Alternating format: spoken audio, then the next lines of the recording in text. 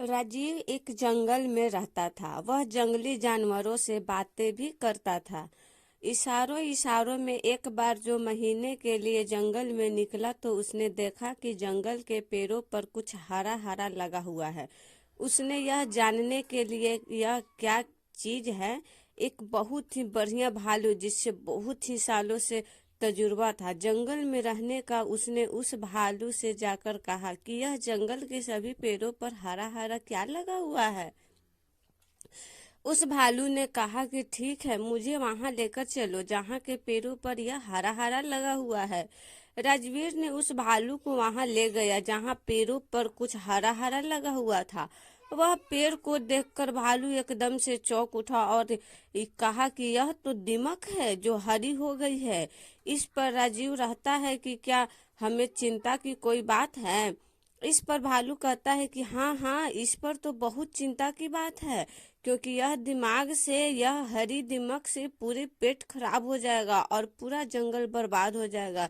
इस पर राजगीर कहता है कि फिर तो हमें इस पर कुछ करना चाहिए। भालू कहता है कि हाँ हाँ, हमें कुछ न कुछ तो करना ही चाहिए। अब राजवीर एक और भालू पूरे जंगल में घूमकर पूरे जानवरों को जमा करते हैं, जिसमें चीन, बंदर, भेड़िया और चीता और तरह तरह के जानवर जमा होते हैं और इस मुद्दे पर बात करते हैं कि जंगल में जो यह दीमक लगी है, जो हरी दीमक लगी है, उसे हमें कैसे खत्म करना चाहिए। इस पर सब अपनी अपनी राय देते हैं, लेकिन कोई भी इस हरी दीमक के बारे में पता नहीं था सिवाय भालू के। भालू कहता है कि जब मैं राज दरबार में था तब वहां पर भी एक बाहरी दीमक लगी थी। उन्होंने कोई तेल उस पर लगाया था तो पूरी दिमाग जल गई थी और पेड़ सुरक्षित हो गया था, और उस दिन की वजह से पूरी दिमाग पेड़ पर से हट गई थी। यह सुनकर राजवीर कहता है कि फिर तो हमें वह तेल चाहिए। यह सुनकर भालू और पूरे जानवर कहते हैं लेकिन हमें थोड़ी मात्रा में तेल मिलेगा, इससे कोई फर्क नहीं पड़ता हमें तो पूरे जंगल के पेड़ों पर वो तेल लगाना है, इसलिए हमें बहुत सारा तेल चाहिए। यह सुनकर राजवीर कहते हैं कि फिर तो हमें पास के गांव में जाकर देखना पड़ेगा कि वह तेल है या नहीं। इस पर भालू कहते हैं कि यहाँ पास के गांव में वह तेल जरूर मिलेगा, लेकिन उसे लाने में बहुत रिस्क है।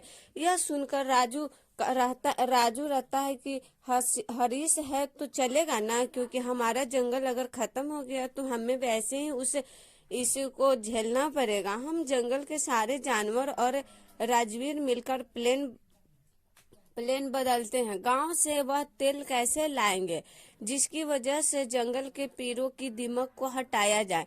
प्लेन ऐसा बनता है कि सबसे पहले चील उड़ते हुए गांव के आसपास का नजारा देखती है कि कहीं इंसान तो नहीं है वहां पर, क्योंकि वह रात में जाते हैं और जब हमें कोई नहीं दिखाई देता है तो राजगीर शेर के ऊपर बैठकर जाता है और तेल निकाल कर लेता है और वह तेल नदी में फेंक देता है। नदी में मगरमच्छ उसका इंतजार कर रहा होता है। मगरमच्छ अपने मुंह से तेल के ड्राम पानी में बहा करके किनारे पर लाता है। वहां पर बंदर और हाथी उसका इंतजार कर रहे होते हैं और वह नदी में से तेल के ड्रम निकालते हैं और जंगल में रख देते हैं। फिर जंगल के सारे जानवर अपने हाथों से उस पेड़ के हरे धीमक कर सकते हैं। बंदर अपनी पूंछ से लगाता है, हाथी अपनी सूंड से लगाता है और बाकी के जानवर भी अपने शरीर पर लगाकर उस पेड़ को लगाते हैं।